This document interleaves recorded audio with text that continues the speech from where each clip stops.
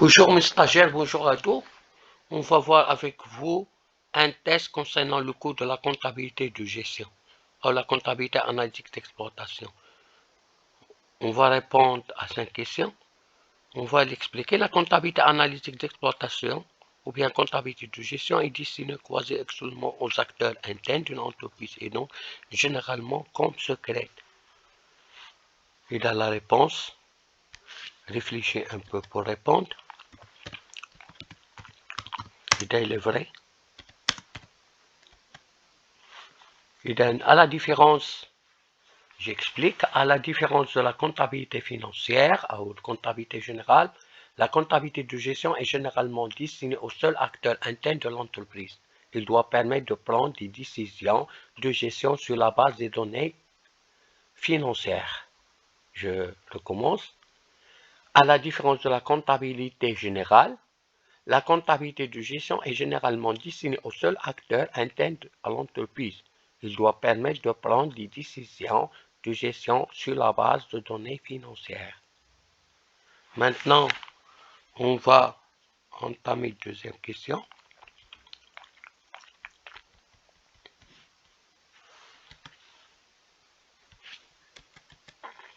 Lisez-la. Les écarts de coûts se calculent toujours entre les coûts constatés, par exemple entre les données passées en septembre et octobre. Bien sûr, faux. Les écarts de coûts se calculent généralement entre les coûts prévisionnaires ou préétablis et les coûts constatés ou bien réels, de manière à savoir, par exemple, si la performance attendue a été réalisée. Je recommence. La réponse B, il y a un faux.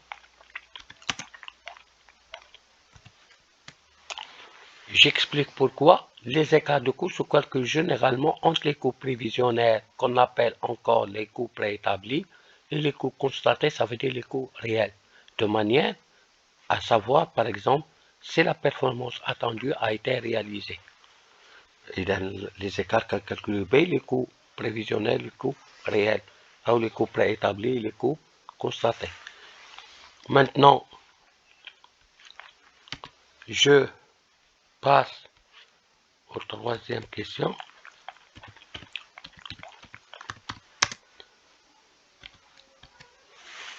Un investissement est un coût. Vrai ou faux? Faux. Faites attention. Les coûts sont relatifs aux charges d'une période. L'investissement n'est pas donc un coût.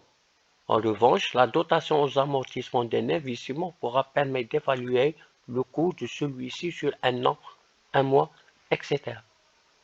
Je recommence. Les coûts sont relatifs aux charges d'une période. Par exemple, l'année, le mois, la semaine, etc.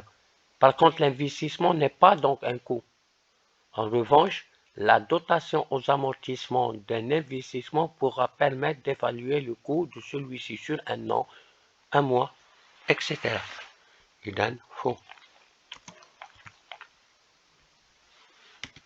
Maintenant, je passe aux quatrième question.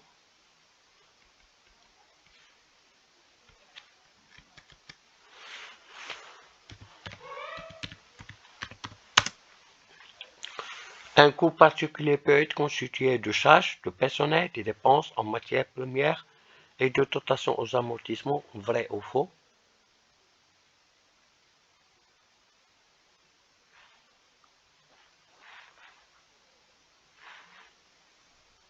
Vrai. Typiquement, le coût décrit le coût d'acquisition. Ce dernier ne prend pas seulement en compte le prix d'achat de matières premières ou consommation intermédiaire. Un coût comprend ainsi des charges de nature différente, mais faisant référence à un même objet, activité, produit, centre de production, centre d'approvisionnement, etc. Je recommence. Typiquement, le coût décrit le coût d'acquisition, bien coût d'achat. Ce dernier ne prend pas seulement en compte le prix d'achat des matières premières ou de consommation intermédiaire. Un coût comprend ainsi des charges de nature différente, mais faisant référence à un même objet, activité, produit, centre de production, centre d'approvisionnement, etc. Idem, la réponse A.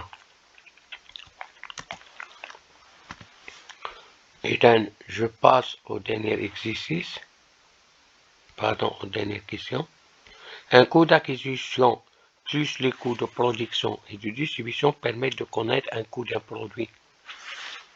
Idem, réfléchis.